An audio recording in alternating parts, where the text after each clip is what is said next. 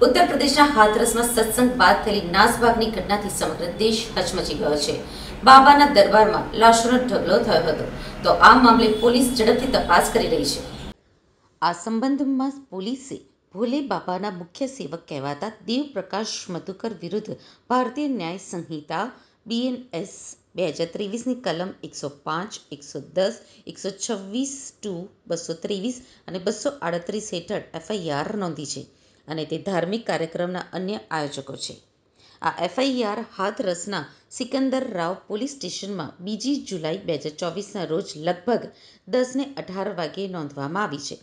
આ FIR બ્રજેશ પાંડે નામના વ્યક્તિએ નોંધાવી છે। મુખ્ય સેવાદાર દેવપ્રકાશ, જેમની સામે FIR નોંધવામાં આવી છે, તે હાથરસના સિકંદર રાવમાં દામાદપુરામાં રહે છે। CMની સૂચના ઉપર પ્રભારી મંત્રી અસીમ અરુણ મંગળવારે મોડી રાત્રે હાથરસ પહોંચ્યા હતા।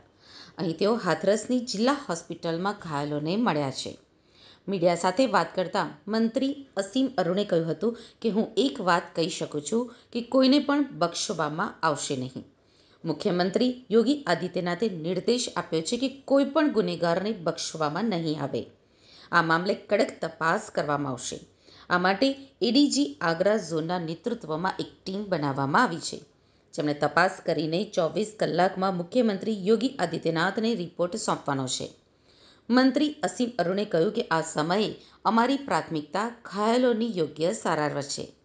મેં અધિકારીઓ સાથે વાત કરી છે અને ઘાયલોની સારવાર અંગે અપડેટ લઈ રહ્યો છું। સત્સંગનું આયોજન કરતા પહેલા કેટલા ભક્તો આવશે તે કહીને પરવાનગી લેવામાં આવી હતી, તેની પણ તપાસ કરવામાં આવી રહી છે। આ મામલાની તપાસ માટે ઉચ્ચ સ્તરીય સમિતિની રચના કરવામાં આવી છે। તેઓ ઘટના સમયે કેટલા ભક્તો હાજર હતા તેની પણ તપાસ કરી રહ્યા છે।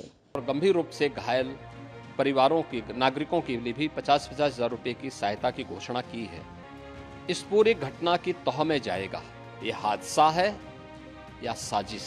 अभी तक की प्राप्त सूचना के अनुसार 116 की मृत्यु कंफर्म है, 18 लोग घायल है। विभिन्न जनपदों में मुख्यालय जो हमारा अलीगढ़ है, वहाँ पे इन लोगों के लिए उच्चतर इलाज के लिए हमने प्रेषित कर दिया।